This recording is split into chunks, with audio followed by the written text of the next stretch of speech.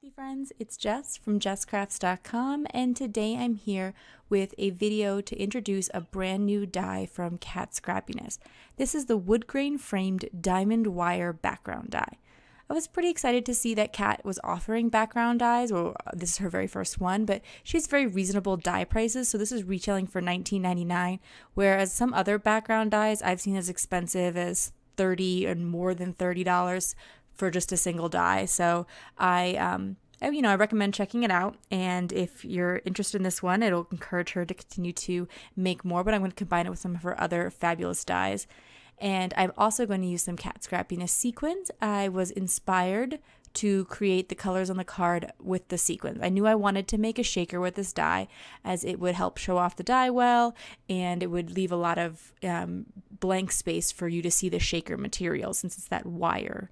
And I picked out the Grandma's Garden sequins, which are off there to the left, and they have a green and a very reddish sort of purple in them. So I cut my die from a really thick piece of green cardstock, and I covered it on the back with acetate. I just put the adhesive around the edges. I didn't worry about getting any adhesive behind the wire areas there, as it's not really going to lift up off the page. So the next step was to create a background that fit the colors of the sequins. I did not have any cardstock on hand that was the same color as the purples in the sequin mix, but I found that Seedless Preserves Distress Oxide ink was very similar in color. You would not need to use the Distress Oxide ink. The Seedless Preserves in the traditional Distress would work pretty well. I do prefer the sort of creamier, and I don't really know how to describe it, but it's a brighter color in some, I guess that's what I want to say, than using the traditional Distress inks. But either one would work. And I'm just going to cover my paper completely to essentially create a piece of colored cardstock.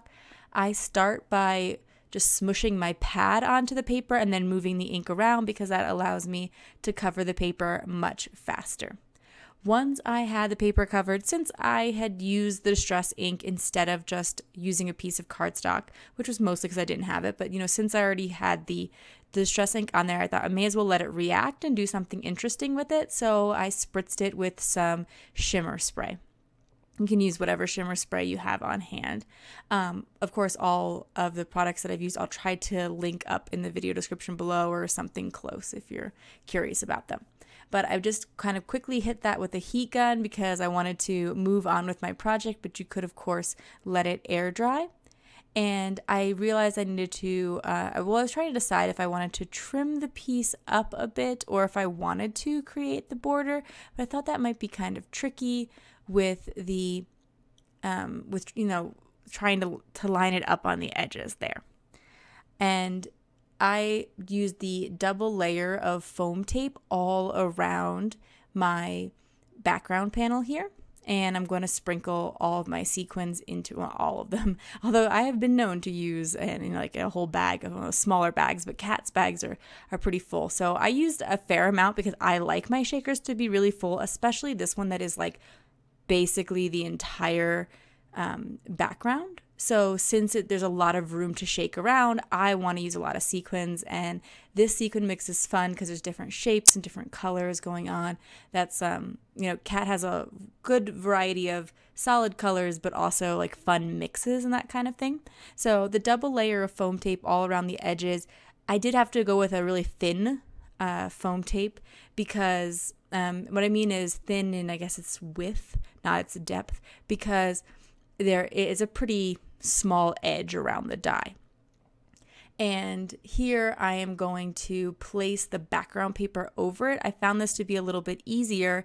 However, it's going to mean that I probably haven't centered it perfectly, which won't be a problem because then I can just trim off all the extras. So if I haven't laid everything down perfectly, that I'll just go in and cut off all the purple overhang, and that'll fix it all up and look like I did it intentionally. You could, of course, try to put your frame down on top of your background piece as well, whichever way works out better for you.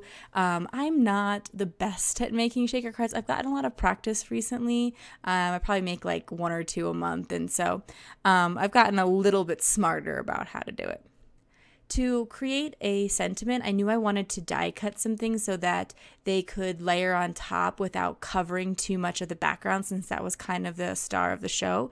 So I have used the Hello from the Hello Crafty Friend die set. And as I mentioned when I first showcased that die, I thought it was a smart idea that the Hello was separate, like they weren't all attached, because that means that you can use the Hello die on other projects, and that's what I did here. And then I went to the All in the Family set, and I picked out the word cousin. All in the Family includes pretty much any family member you could think of, and so that way you can really kind of customize and personalize it.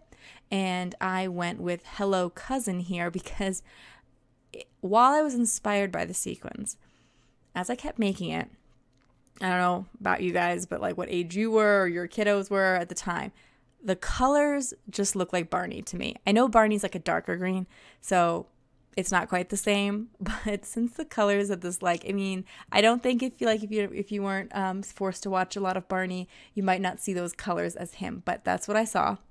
And it was a kids' TV show when I was younger, but my cousin was even younger, and so she was the one who really liked to watch it, and so I decided to make this card for her. And once I got those sentiments on there using some stick-it adhesive on the back of them, that was it for my card today.